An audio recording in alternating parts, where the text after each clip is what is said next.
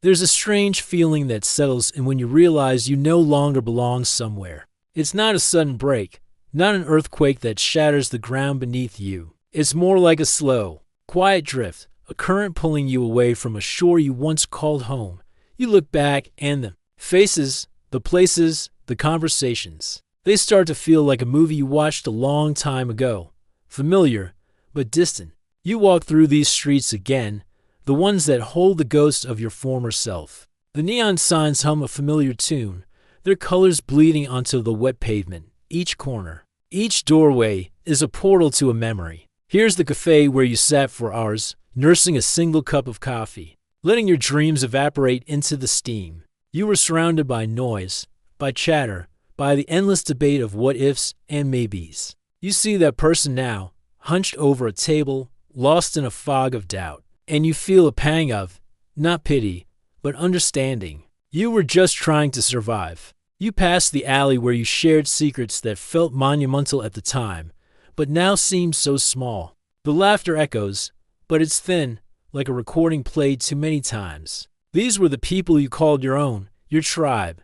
You shared the same jokes, the same complaints, the same comfortable misery. It's not that you hate them. You could never hate the people who were with you in the trenches. It's just that you outgrew them. You started wanting to climb out, and they were content staying put. The bond wasn't broken by anger, but by ambition. There's the apartment, the window you used to stare out of, watching the world go by while your own world stood still. You remember the nights spent wishing for something more, for a different life, without ever taking a single step toward it. It's a painful memory, a reminder of the inertia that held you captive. That version of you was afraid. Afraid to be alone, afraid to fail, afraid to want more than you thought you deserved. You look at that window now and you don't see a prison. You see a chrysalis you had to break free from. Every step you take through this old life is a step further into your new one. People don't always understand this journey. They see you pulling away and call it betrayal.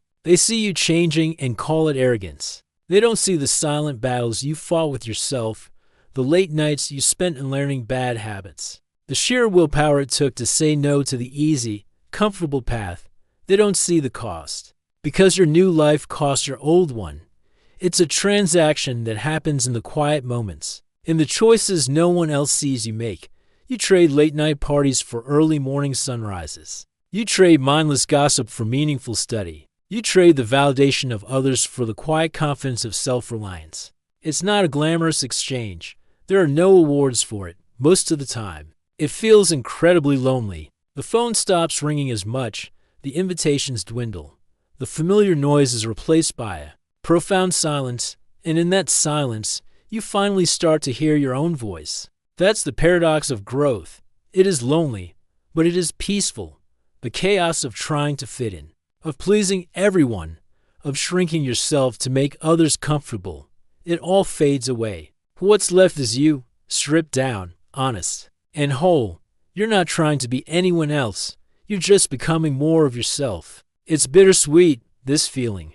You mourn the person you were, the friendships you lost, the easy comfort of belonging. You honor that part of your story. It was necessary. It taught you what you didn't want. It showed you the cage so you could learn to value the sky. But you don't long for it. You don't wish to go back. This walk through the past isn't about regret. It's about closure. It's about acknowledging the foundation upon which you're building something new. You're drawing a line, not in anger, but in self-respect. You're saying goodbye to the ghosts, thanking them for their lessons, and then turning to face the future. As you keep walking, the city's old heart begins to quiet down. The narrow streets and dim lights give way to a wider, more open space. You can feel the air changing, becoming cooler, cleaner.